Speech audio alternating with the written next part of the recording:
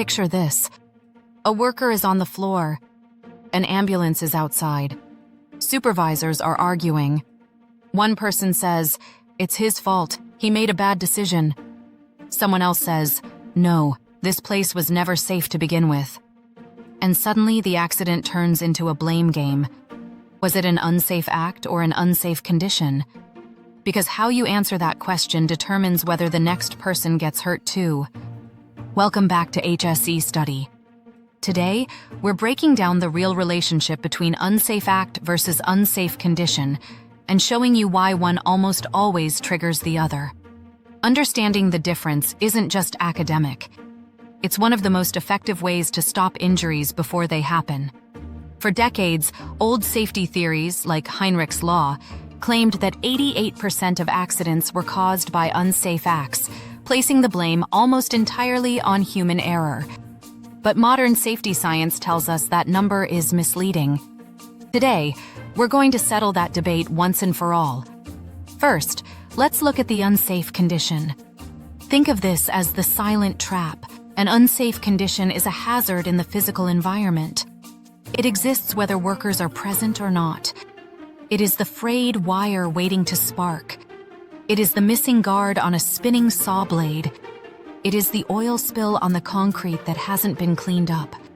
These are usually failures of the system or workplace controls. If you send a perfect worker, someone who follows every rule, into a workplace filled with unsafe conditions, eventually, the environment will win and they will get hurt. Now, let's look at the unsafe act. This is the human element. An unsafe act is a behavior, a choice to deviate from standard safety procedures. It is the forklift driver texting on his phone. It is the construction worker unhooking his lanyard to reach a little further.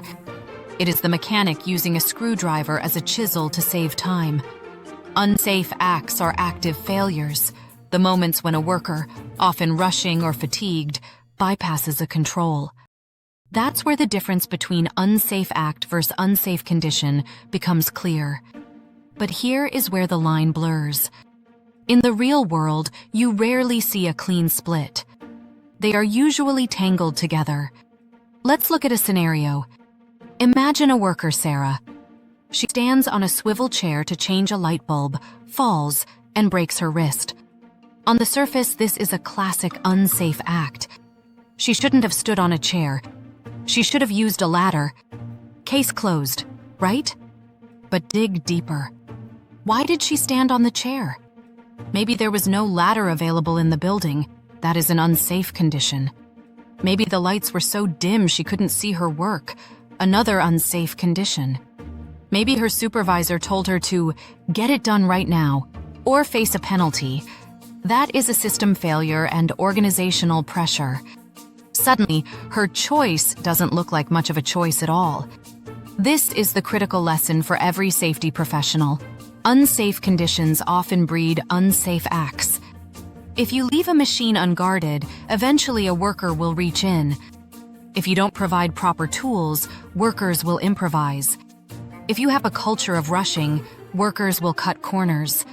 So, how do we fix this? We stop playing the blame game. We stop forcing a choice between unsafe act versus unsafe condition and realize we must fix both. We correct the conditions first. We put the guard on the machine. We clean the spill. When you remove the trap, you remove the opportunity for the accident. Then, we address the acts through culture, not just punishment. We train, we coach, and we create an environment where the safe way is the easiest way. You are watching HSEstudy. Our mission is to help you see the whole picture. If you want to truly understand unsafe act versus unsafe condition and prevent the next accident before it happens, subscribe to our channel right now. Share this video with your team, and let's start fixing the system, not just the symptoms. Stay safe out there.